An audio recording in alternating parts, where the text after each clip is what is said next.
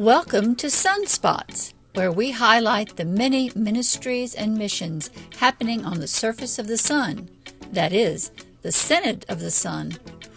A region of the Presbyterian Church USA, we are Presbyterians in Arkansas, Louisiana, Oklahoma, and Texas, with dynamic and hopeful ministry happening in the name of Jesus Christ. Our prayer is that you find inspiration, community, and connection in the sun. Welcome to this edition of Sunspots. Let's get started. Welcome. Today I have Nanette Cagney with me. Nanette is a commission pastor serving St. Andrew's Presbyterian Church in Lake Charles, Louisiana. Welcome, Nanette. Hello, Valerie. It's good to be with you. Good to be with you too. Thank you so much for being here. Nanette, could you give us a little bit of background? I know most commission pastors tend to be, I'm not even sure, second career is the right word, but tell us a little bit about your background and how you got there. Bivocational. Most of us in other careers. I am by training an attorney, and I come from a military background, so we were traveling all over the place. But my junior year of college, I transferred to Loyola in New Orleans. I graduated with a degree in social work. And I worked in that field and decided I needed graduate school. So I looked at different options and applied to Tulane for an MSW, an MBA, and a JD. And I ended up in JD. So I went to Tulane Law School, graduated from there. And I got hired by an oil company, and they said, of all the places in the United States, the only place we won't send you to is Louisiana, which I thought was a little odd since I was trained in civil law. And then they, for whatever reason, had to change their heart and sent me to Louisiana. So I ended up in Lake Charles. No, I ended up in Lafayette, Louisiana. And then I got a job in the federal courts eventually and transferred to Lake Charles. So I was senior staff attorney at the federal court while I took the commission pastor classes from Dubuque. I think I was in maybe the first class at Dubuque, long time ago. And it was funny because my pastor then said, you're exactly the type of person that we're looking for to be a commissioned pastor. And I said, oh, no, I'm not. I said, the last thing I want to do is be a pastor. I am not nuts. And I ended up there in a strange series of events. I completed the course, and, I only took it because I wanted to understand Reformed theology. I was first licensed to preach in another denomination a long time ago, but it was very different from Presbyterian. And I'm the type of person I want to understand. If I'm going to get on board, I want to know what I'm getting on board with. And so I took the classes for my own edification. I had no plans whatsoever. And I said that the first day of class. When they said, oh, I want to be a pastor, and I said, you people are nuts. Nobody volunteers to do that. Saying that out loud was your first mistake. Yeah. So here I said, I've been at St. Andrew as their pastor now for 15 years as of the last weekend in January. Wow. Yeah. Wow, that's awesome. So St. Andrews, what is that like? St. Andrews, if I remember correctly from my years in Lake Charles, that is almost directly across the street from McNeese University. It is. So what does your ministry look like? What's the mission of St. Andrews? St. Andrews was founded in 1959. It was a mission of First Presbyterian Church here. And the demographics in our city were very different back then.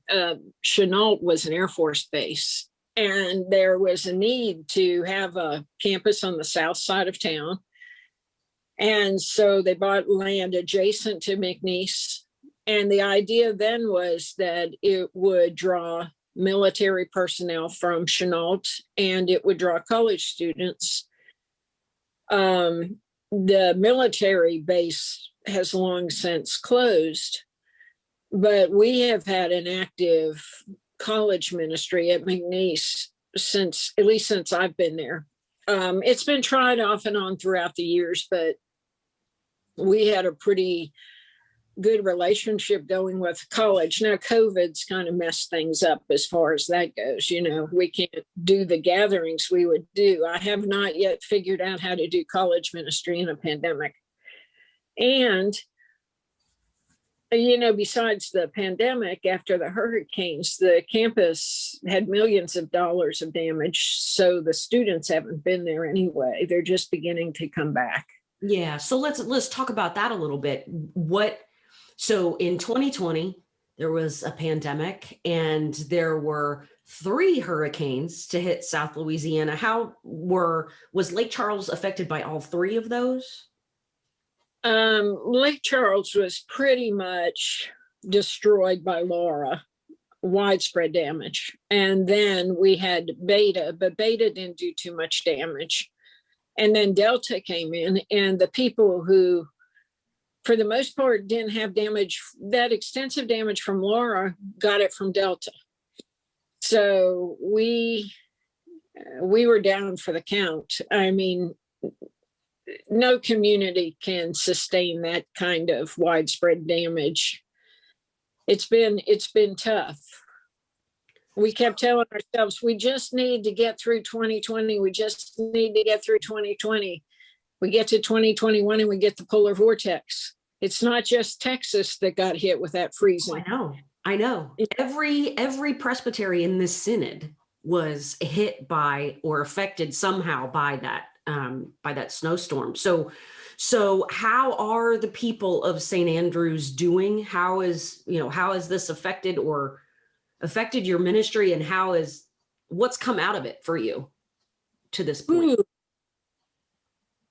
Well, the damage to our campus is beyond description. You know, we thought it was bad, and then we found out like the whole front wall of our sanctuaries detached from this roof, and it just keeps getting worse.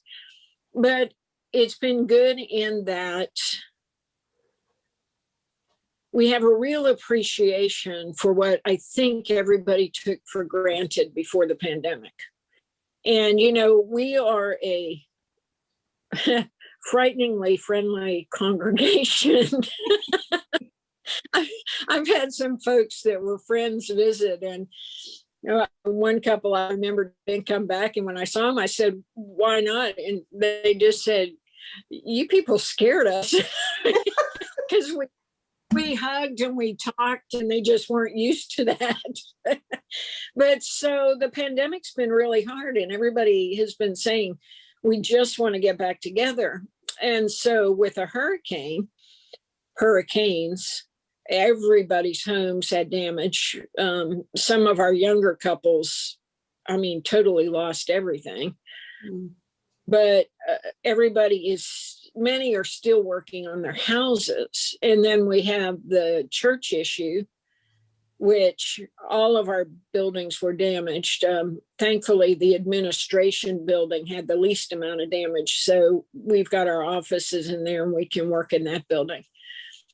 We've been trying to, when the weather's nice, worship in the yard, because we have a nice asphalt pad back there, and it became really important to get together, even with our social distancings and our masks. And we wanted some semblance of the liturgy that we love. So we decided the best way to do that's in the yard, because we could still sing and have responsive prayers.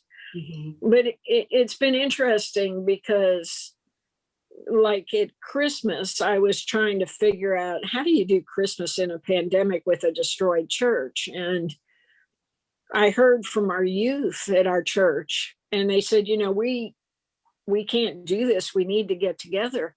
And it was a real awakening call for me, just to say, okay, the kids are saying we've got to get together. So we at least did some things, like we gathered outside with candles to do Christmas carols, because they said they couldn't imagine Christmas without our Christmas carols. Right. And, we broadcast Christmas from the sanctuary on Zoom. That was before we realized it was unsafe to be in the sanctuary. Oh, no.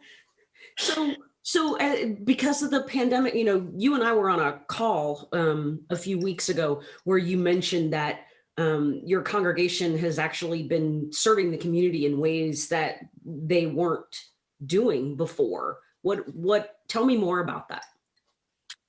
We've basically become a distribution hub for supplies for the hurricane, which has been wonderful, working with groups like the Disaster Justice Network that Christina Peterson, one of our ministers down in Southeast Louisiana, heads up. A lot of supplies have been coming through Lake Charles, and we've been working with other churches and community groups. We have a diverse congregation, but we have always wanted a closer relationship, especially with some of the African American churches on the north side of town. And this is the good side of all of this, is that it's happening through the disaster. In working to help rebuild the north side of town, we've gotten relationships that we truly value. We've got a coalition of African American churches that go through Greater St. Mary Missionary Baptist Church. We have some community organizers. Last week, an 18-wheeler arrived at the church full of supplies. It was a bit of a frustrating time because they had been told that we didn't have a loading dock or a forklift, and they needed to come prepared. And they came with a truck without an automatic lift gate and no forklift. And it had 25 pallets. And so we put out the call to our community partners, and it was so funny because next thing we know, there's a forklift driving down the street from Don's Car Wash to help us unload the truck. We've got Water's Edge Homeless Ministry there. We've got community organizers for Healthy Golf there. We've got representatives from Greater St. Mary there. We've got everybody showing up to help unload the pallets. So it ended up going from 6 a.m. to 6 p.m, but everything got unloaded, everything got distributed in one day. It was out, it was on the streets, it was to the people who needed it. Wow. So, and there's no way we could have done that, just St. Andrew. I mean, it was everybody. And that's something that we've seen as a result of this hurricane. It's, SBA, FEMA, the Red Cross have pretty much been missing in action. We have found as a community that we have more than ever we've got to bind together to get things done. And we've seen a really positive side of our community from all of this. Everybody's working together. People get on the hurricane Facebook page and say, I'm out of baby formula. What do I do? And next thing you look down and 20 people have said, what kind do you need and where can we deliver it? Wow. I mean, it's amazing. Yeah, that's awesome. So what are the remaining needs? I mean, those of us who live in places that aren't susceptible to hurricanes, I'm not sure we have an understanding of what it takes to recover from one. So, I mean, that was last year. What are the remaining needs now? Well, it seems like last year, if you look at we're only 6 months out from a major disaster. Well, yeah, right. Okay. Because my brain, I guess, is still, we just need to get past 2020 and everything will be. I know. So, yeah, 6 months ago. Wow. Well, and to think, we're a community, the city itself is maybe about 80,000. And I would say at least 90% of the structures, if not more, were damaged. So, you have your basic scramble of everybody trying to get the roofs fixed first. Mm-hmm. And there's only so many roofing contractors. Some people are still waiting for the roofs. Wow. But,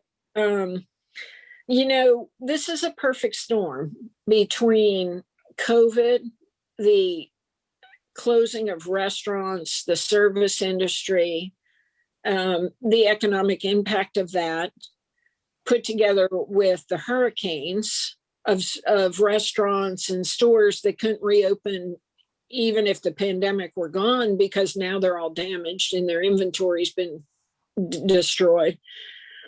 So we have an increasing number of homeless and displaced people. Many of our population are still living in hotels in Texas. It's hard to describe. We've been, one of the things we've been receiving and distributing from the Disaster Justice Network is tents, because people are living in tents in their yards or tents in the woods. And living in tents through the snowmageddon, through the ice. You guys receive mostly ice, I think, but through those terribly cold temperatures. We tried. And the community again mobilized, especially the faith-based groups, in the week prior to the freeze.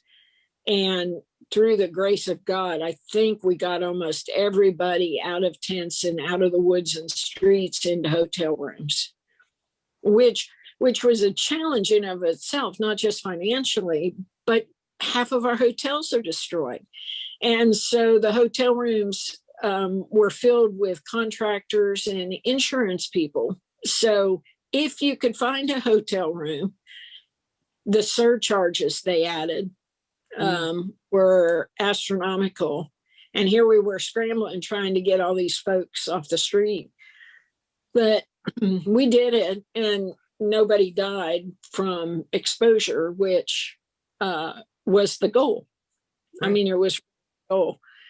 So I think right now the need is for volunteers. And I know that's hard because, PDA and UMCOR and all these groups that usually send volunteers aren't doing it because of the pandemic. So all the volunteer energy that we would normally have here, we don't have. The group that has been so faithful in coming are the Mennonites. They've been coming down from as far as Ohio to help with groups of volunteers. So we have ways to house them, and the groups that we have, we appreciate. And the other thing, it comes to supplies and finances. Even if we have the volunteers, you need the drywall and the sheetrock and those things to be able to do the work that needs to be done. Mm-hmm. And we're in the rebuilding phase. So that's the type of things I think that are needed right now, is either finances for building supplies or building supplies. Mm-hmm. The frightening thing about the freeze is that on the north side of town, so many of the houses are damaged, and it's a lower socioeconomic group, maybe not much insurance coverage. And windows are missing, doors are missing. And when I spoke to city officials prior to the storm, I said, they've got a roof, but they have no heating source and they have no windows, and the cold's coming right through. And they said, well, they've got a roof. And I thought, no, there's something, and I've struggled with that since then, because yes, they have a roof, and that does put them in a much better position than so many other people, the ones in the tents. But it's nowhere near enough. I mean, and so we're past the freeze. Hopefully we don't have another one. But so now we're going to go to our 100-degree summers. Right.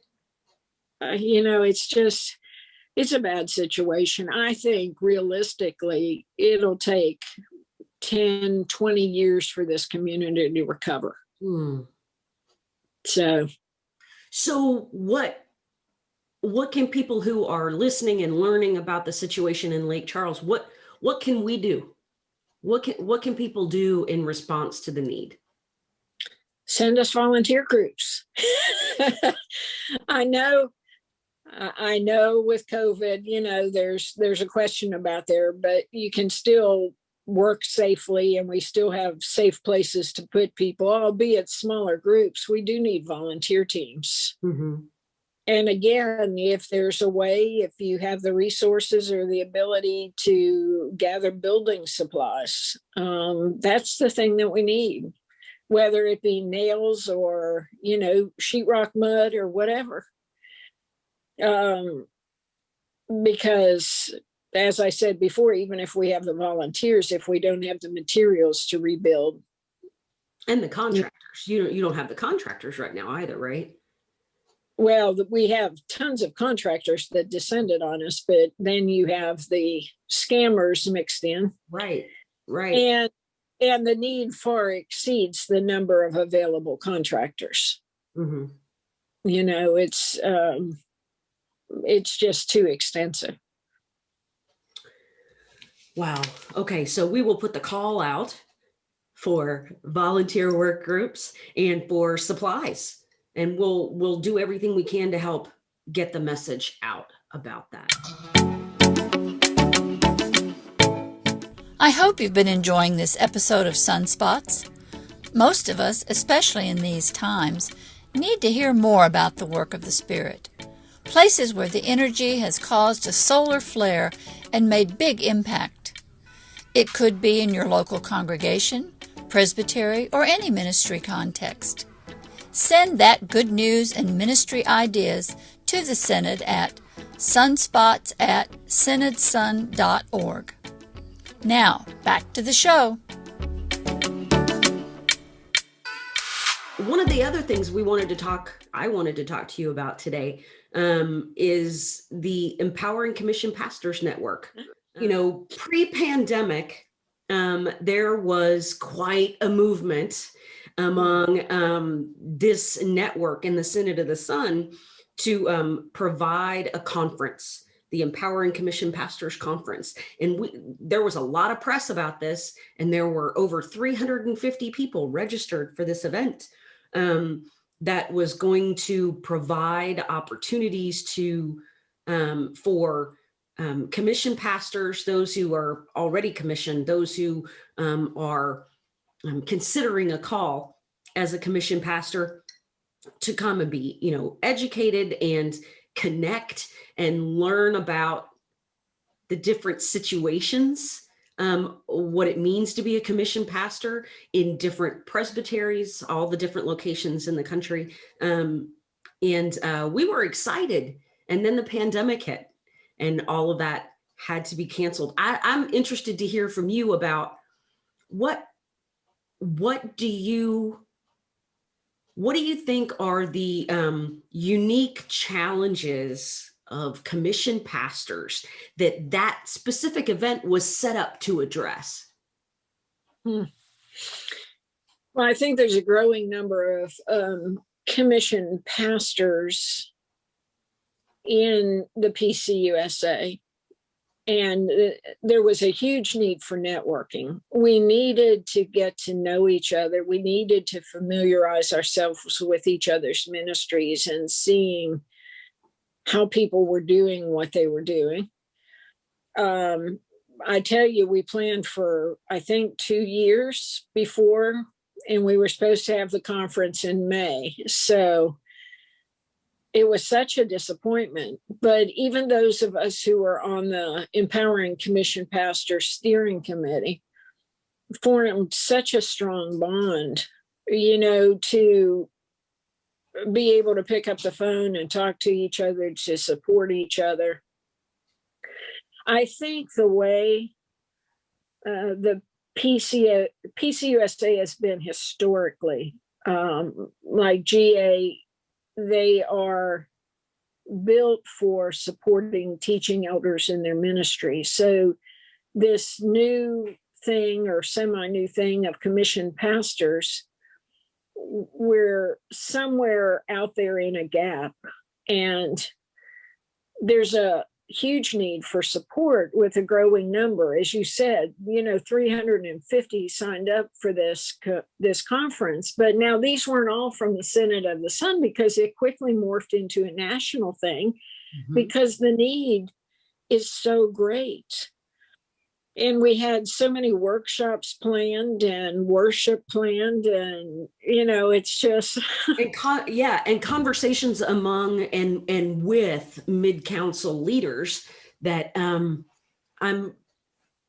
I was really excited about, because it had the potential to bring to the surface sort of the some of the disparities that if as a commissioned pastor, if you only serve, if you're only in one presbytery, you see and understand how that system works, but you often don't see and understand how it might be working in a different place. And there really are disparities there that you can't recognize from within your own system. And I was really excited about those conversations that might help some of those things bubble up and really make the larger church take notice and maybe be able to address some of those things.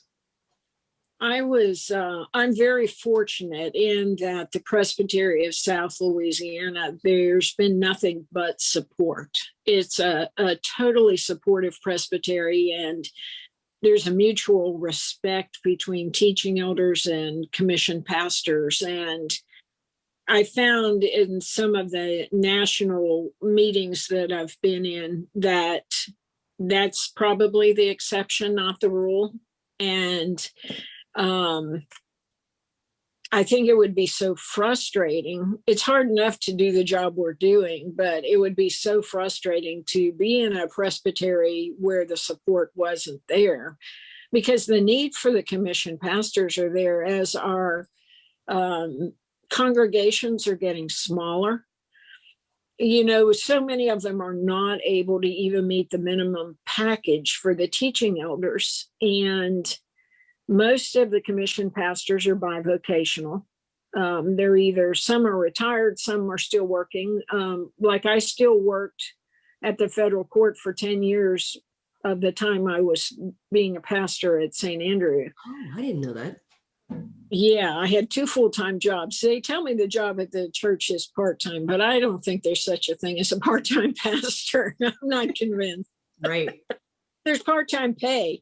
But, there are institutional challenges there. Some people who have been exposed for a prolonged period to the ministry of commissioned elders or commissioned pastors really validate that ministry and value that ministry. Those who haven't been, who are from the more traditional church where there's been an abundance of teaching elders, they're not real sure about these people and what they're doing. And there's developed, whether or not it's been intentional, this second class or maybe even third class of ministers, which are the commissioned pastors. And we feel that acutely, whether people want to talk about it and acknowledge it or not, it exists. And we're very aware of it. So part of the point of the Commissioned Pastors Conference was to not just bring that to light, but give our commissioned pastors broad scale validation and say, the church needs you and values what you're doing. These small congregations, we don't want to just go around. Some people say, well, they're small, they can't afford a teaching elder, they should just be closed. Well, we'd lose 5, 6 of the PCUSA if we just went around closing churches that got under 50 members. So it's a challenge. It really is a challenge. So in light of all that, I mean, I know you've been dealing with hurricanes, and we've all been dealing with pandemics and all of that since the conference wasn't able to happen. Are there plans for the future? What has the network been up to, thought about? What's the direction? We haven't given up. That's good. That's important to note. We still hope, at least synod-wide, if not further, that when we can gather, we do gather, whether it's the full conference or something smaller. A couple months ago, we offered worship on Zoom. That was a Taizé worship that was led by Sharon Curry, and it was beautiful. It was really beautiful. We have some other workshops planned. We're not going to necessarily do them on a regular basis. People will just have to kind of keep their eyes open. But we're still going to offer some workshops until we can get to that point that we can meet together. I know after we started planning this, one of the synods on the East Coast was already in contact with us saying, okay, we're going to do the follow-up conference. I don't know if the follow-up conference will come first or we will, but yeah, we should probably get a hold of that person. The thing that I really appreciated about the way the conference was put together, and even the way that the network has moved beyond that, is the way that it truly is commission pastors empowering commission pastors. So you don't always look first to the teaching elders to lead workshops, because there are, gifted and skilled commission pastors who are capable of teaching and working with other commission pastors. And I've really appreciated that, that it's allowing those people an opportunity to share their gifts with others. We did look for commission pastors to lead most of the workshops. And one of the other things we were going to do too is just have a discussion about the different ways commission pastors are being used in different synods and presbyteries. They're not all just small church pastors. Mm-hmm. We're doing pastoral care. Some are working in hospitals. There's different ways that the commission pastors are being utilized. And that was one of the things we were going to talk about, to say, here's ways that we can benefit the presbyteries in different ways. Mm-hmm. But we needed to hear it ourselves before we could go back to our presbyteries and say, hey, did you know this presbytery's using them this way? Right. So we were looking forward to all of that. I know personally, I was looking forward most to the worship. We are all leading worship for the most part on a continuous basis. So to be able to sit in worship with other commissioned pastors, and we had it broken down into, we were going to have a traditional worship, blended worship, contemporary worship, Taizé worship. We were going to do it to expose people to different ways things could be done and different kinds of music. We were really looking forward to that. Maybe one day. Yeah. And maybe one day when the Commission Pastors Network begins its own podcast, you can begin having conversations with commission pastors who are serving the church in different ways. Those could be really good generative conversations. I would love to hear that. It could be. So I this is one of the questions that I ask all of our podcast guests, and it's my own personal want to hear, what are the ways that you believe that the Holy Spirit has redirected you? Now, I will say first, I mean, there's a couple of different ways you could look at this question just based on this conversation, right? Holy Spirit redirection from the pandemic, from the perspective of your church and hurricanes and all of those things, but also from the perspective of the Commission Pastors Network. And, we've all been redirected because of the pandemic. What are some things we've learned, some things that people might consider failures or opportunities for redirection that the Spirit has provided in this time?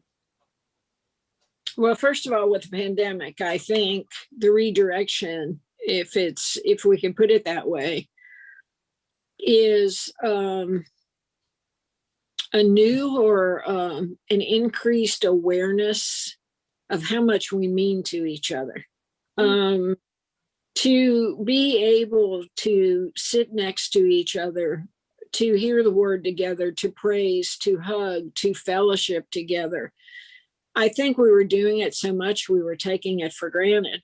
And that we've gone over a year without it, that's the thing we long for the most. Yeah. So whether it's sitting in the yard 6 feet apart just so we can be in the same space, I don't know that we're going to take it for granted when this is over. I think we're going to value what we have so much more than we did before. That's one of the key things, I think. Another thing is many of us were terrified of technology, and we got thrown in over our heads really quickly, and we had to adapt. And at the beginning of all this, there wasn't very much support out there. It was sink or swim, figure out how to do this, or your church won't be worshiping.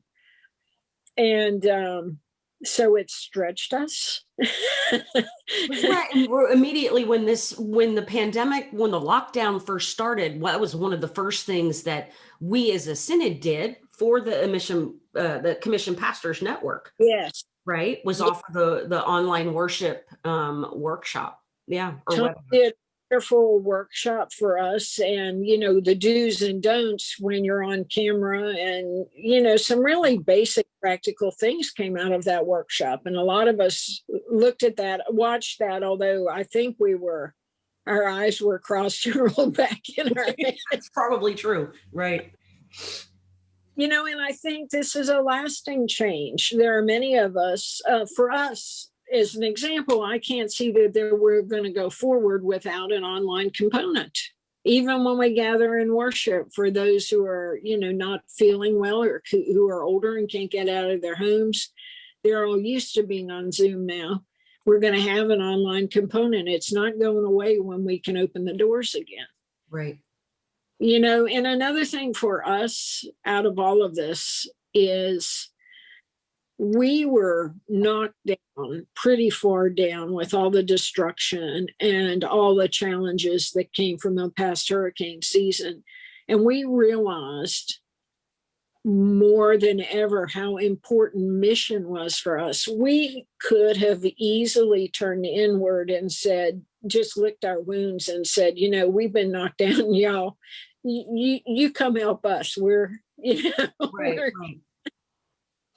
And we talked about it, and, we came to the realization that mission was more important than ever, because we could not become an inward focused church. We felt like if we did that, we would die. That would be the death knell. We needed to continue to reach out and support our community however we could. And the support of other Presbyterian churches has been phenomenal.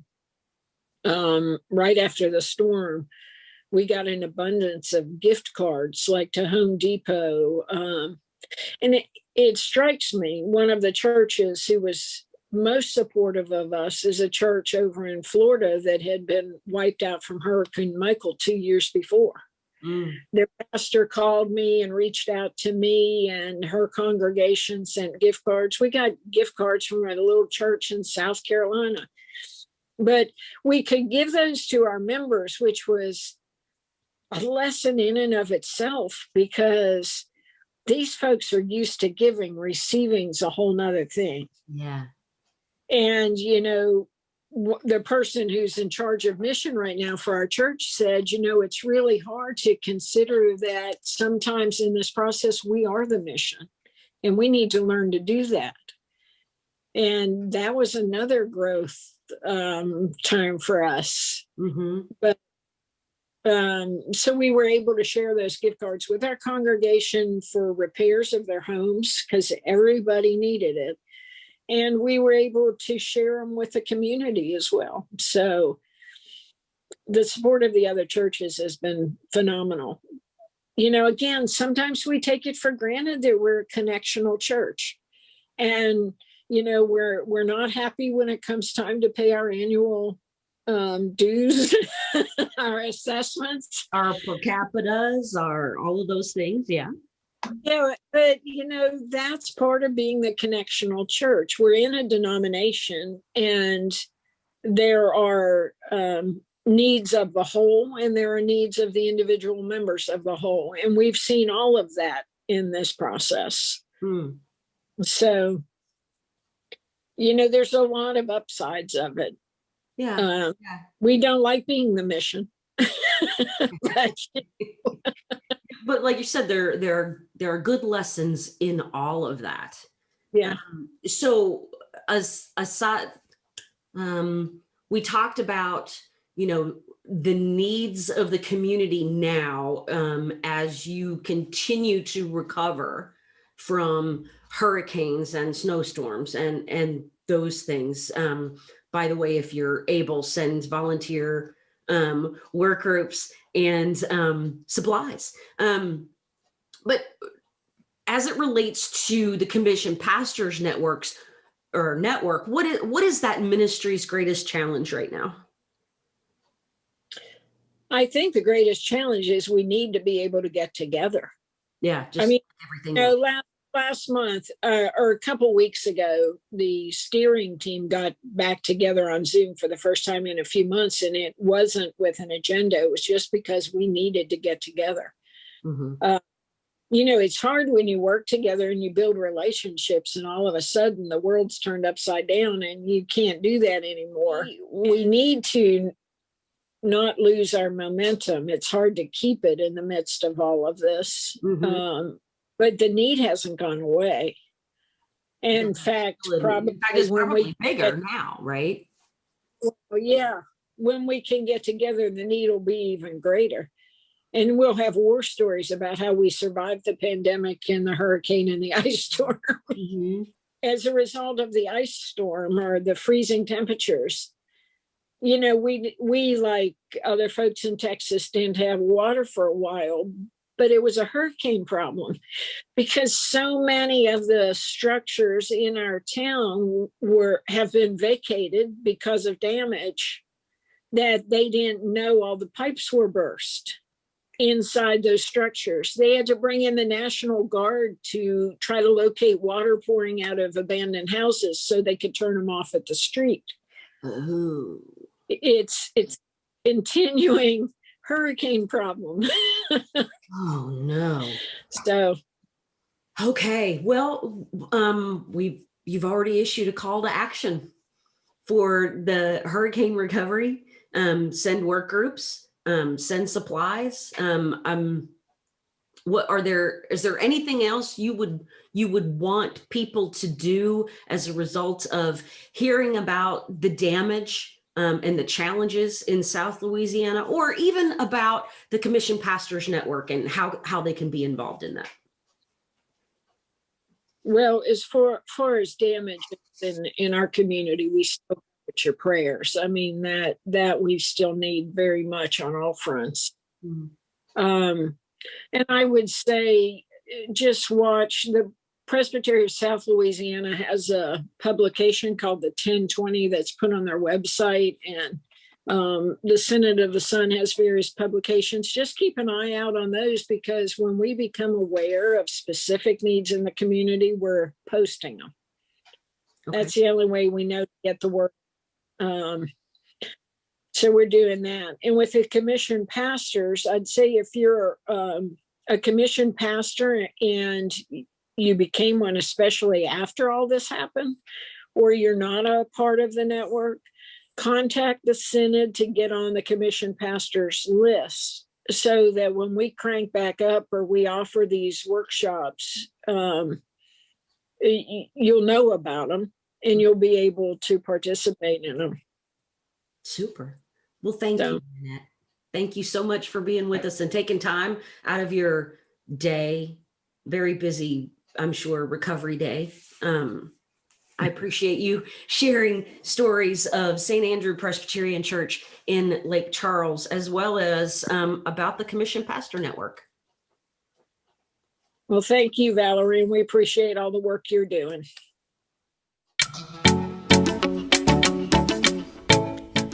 In the Synod of the Son, we believe when we work together across boundaries, we make visible the good news and find wholeness as the body of Christ. In our common calling, we impact lives together. So let's remember to connect with, equip, and empower one another in the name of Jesus Christ, today and every day.